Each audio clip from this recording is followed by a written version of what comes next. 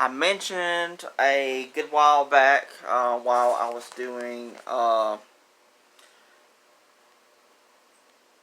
the Summer of Gaming videos, that Gamescom would be happening in August.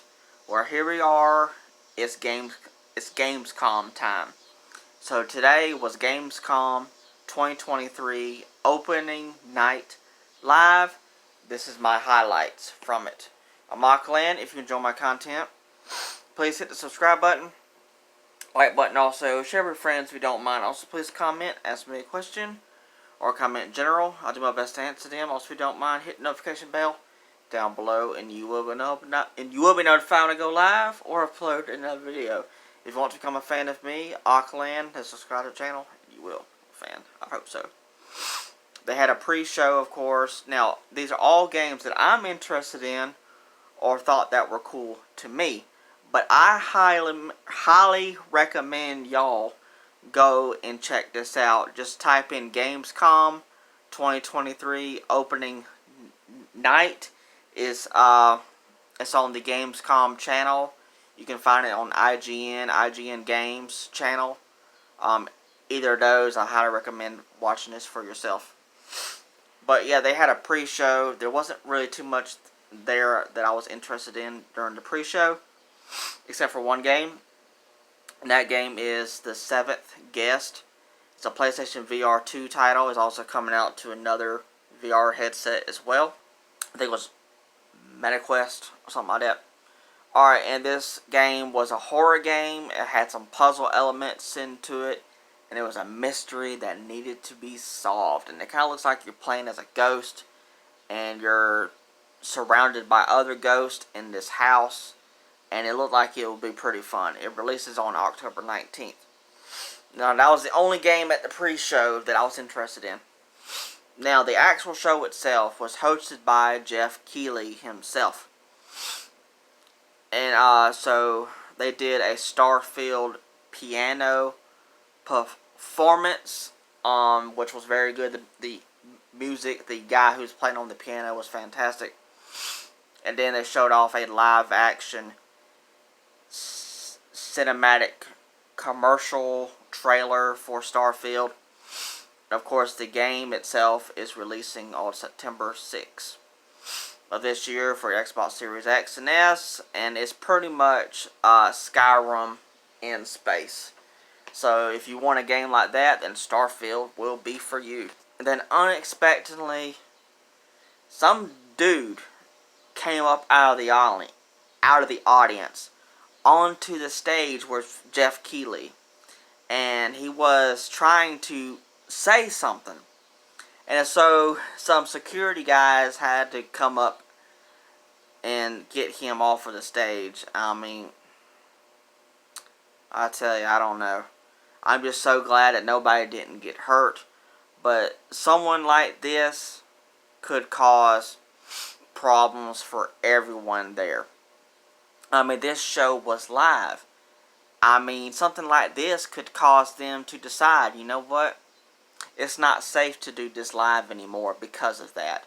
You know, something like that could happen because of that one person decided to do something like this.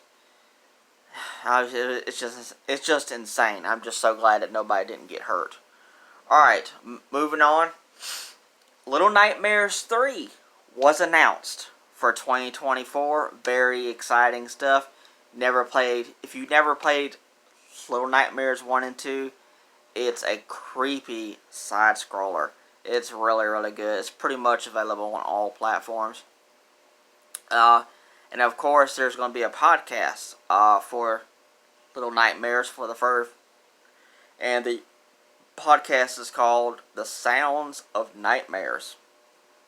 And you can go on to the Sounds of Nightmares. No, I think it's the LittleNightmares.com website.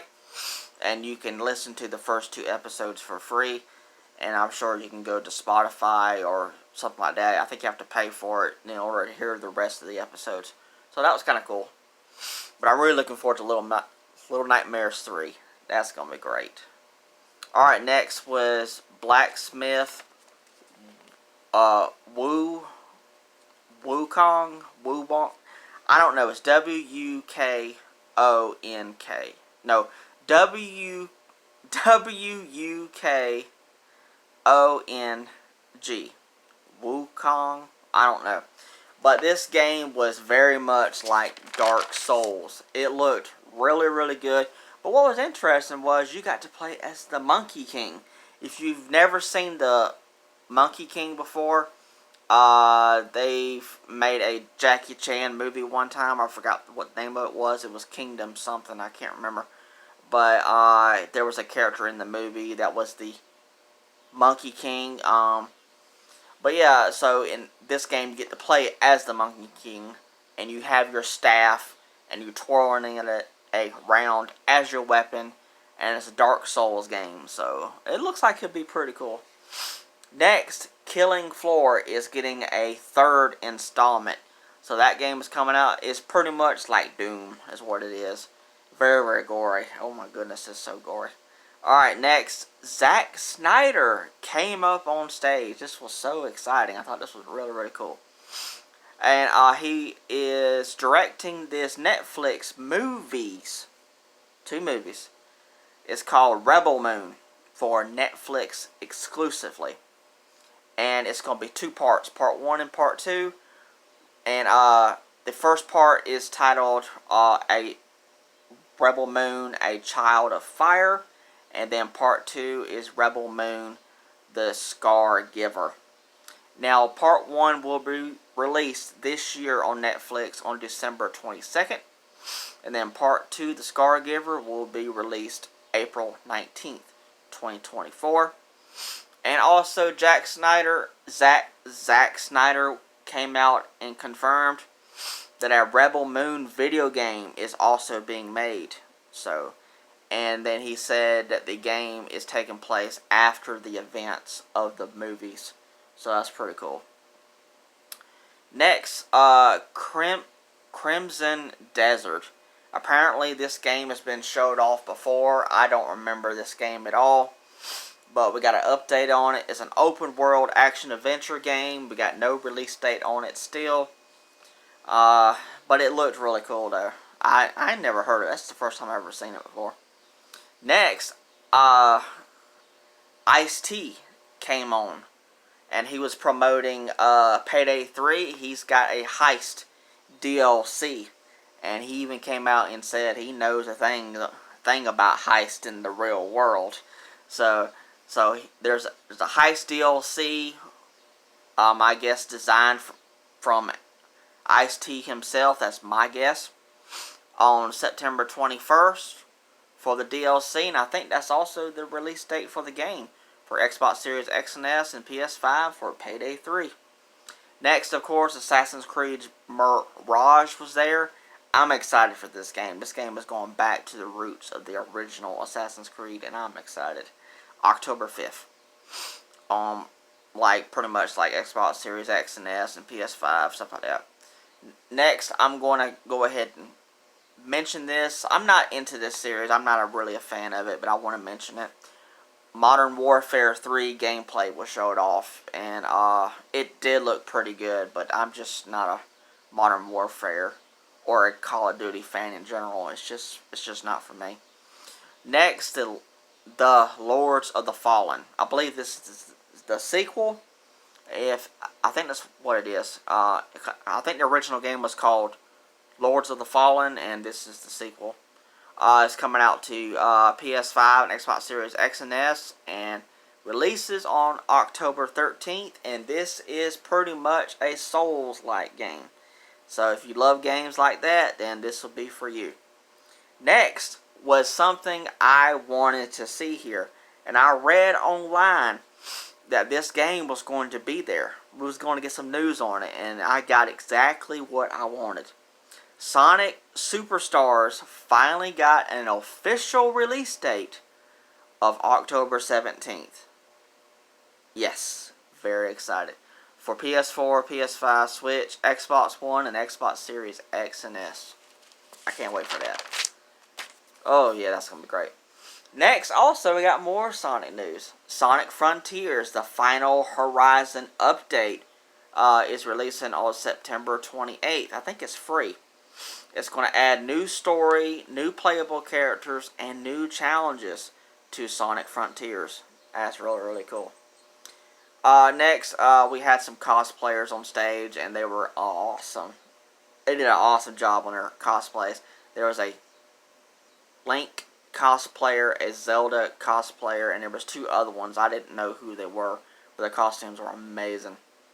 And of course, there are some more days that are happening with Gamescom, and if there's any more announcements or anything interesting, then I'll keep doing these, because they're also going to do a day dedicated to cosplayers for Gamescom, which is very cool.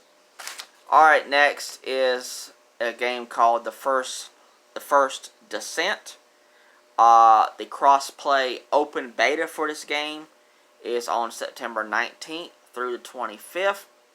It looked like a shooting game. It looked very interesting. I don't remember too much about the gameplay of it. Like I said, I highly recommend y'all go and check out this Gamescom 2023 opening night live. I highly recommend watching it so you can see all this stuff for yourself. But this game did look pretty good. It's releasing on PS4, PS5, Xbox Series X and S, and also Xbox One. But there was no release date. This was for the open beta, so you can go test it out and see if you like it. Next is a game called Fort Solis. It's coming out to PS5 and I think even PC. It stars Troy Baker from the from the Last of Us games and other games like that that he's famous for. So he's in another game again, and this game is out now. It's hard for me to get my words out sometimes, so excuse me. Alright, but yeah, that game looked amazing. It was set in space or something like that. It was like a shooting game. It looked so good. Alright, next, I do enjoy a good racing game. And the Crew Motorfest is releasing on September 14th. It's an open world game for Xbox, PS4, and PS5. Next, of course, Cyberpunk 2077 Phantom Liberty is releasing on September 26th of this year. And they're adding some really cool stuff to the game. Vehicle battles.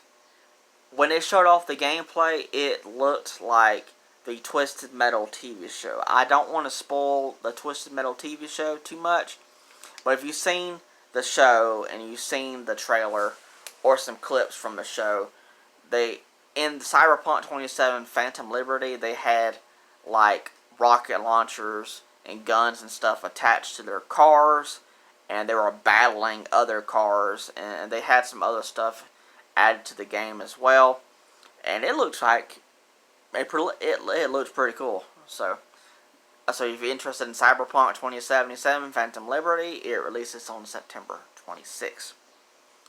And they also announced that all you gotta do is just update the game, which is 2.0, and all this stuff will be added into the base game all for free. But if you want the Phantom Liberty DLC, you're going to have to buy it in order to gain access to that. But all the other stuff, the car battling and all that other stuff that was showed off will be in the base game, which is cool. But it's just the new story stuff and the new, is it Dog City or something like that? All that stuff is in the DLC. If you want that, you have to pay for it. Next, of course, Mortal Kombat 1 was showed off. They showed off a new trailer, more gameplay, more story. Oh, it looks so gory. It releases on September 19th for Switch, Xbox Series X and S, and PS5. And I am interested in how this game is going to look on Switch. I'm expecting it to actually look pretty good, because I believe it's being handled by the same people who ported the other Mortal Kombat game, Mortal Kombat 11, to Switch. I think it's the same people, and they did a good job with that port, so I'm expecting the Switch version of Mortal Kombat 1 to also be pretty good. Alright, next, and the last thing they showed off was Alan Wake 2. is releasing on October 27th. They showed off like a cinematic trailer for the Alan Wake character, and they were wanting to focus on him, about his story and stuff for this game. And they had the actor on stage. Jeff Keighley was talking to him and all that stuff, and it was pretty cool. I am looking forward to it, but sadly this game is digital only, so if I want to play it, I'll just have to download it. But I would prefer a physical copy to go along with my Alan Wake remastered for PS5, but I guess that's not going to happen, I guess. I don't know. But yeah, so that was my rambling rant for Alan Wake 2 not getting a physical release. That kind of sucks. But Jeff Keighley had announced at the end of the show that the Game Awards is going to be live again this year on December 7th. Looking forward to that. Alright, please let me know down in the comments, did you watch the Gamescom opening night live 2023? I would love to know down in the comments what was y'all's favorite announcements there.